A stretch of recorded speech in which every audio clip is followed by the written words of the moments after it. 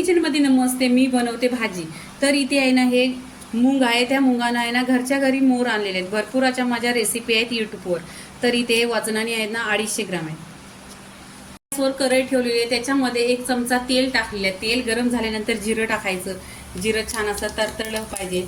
जिरं तरतळलं का इथे मी चिरून घेतलेले 2 कांदे आहेत ते टाकायचे.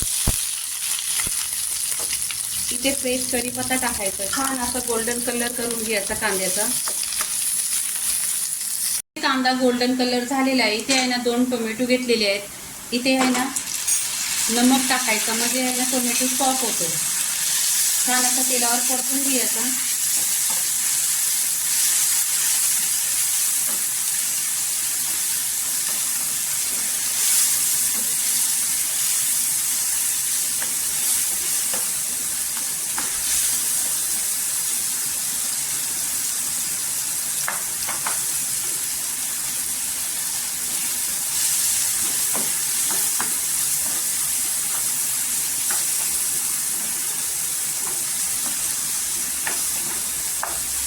इथे सुके मसाले टाकायचे.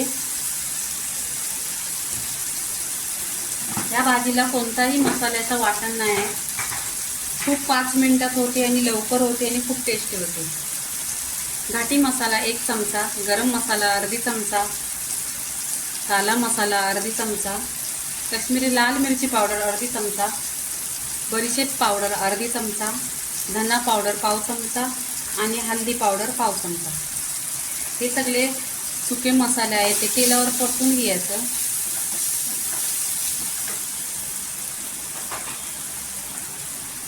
इथे खोबऱ्याचा आणि कांद्याचा 2 चमचा मसाला आहे.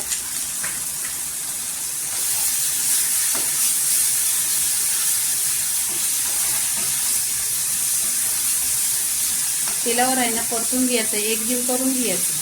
आता इथे पाणी टाकायचं आहे. पाणी इथे कोमट करून घ्यायचं. कोमट पाणी केल्याने भाजी लवकर होते.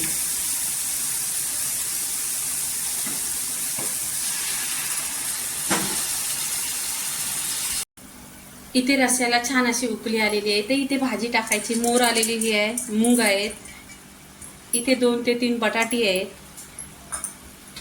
छान असं मिक्स करून घ्यायचं. मिक्स केल्यानंतर आहे ना गॅसवर, स्लो गॅसवर छान असा भाजीला ढाकण लावायचा आणि एक 10 ते 15 मिनिटं छान अशी शिजवून घ्यायची. इथे 10 ते 15 मिनिटं झालेली आहे आणि छान भाजी इथं झालेली आहे. आता इथे गॅस बंद करायचा. कोथिंबीर टाकायची.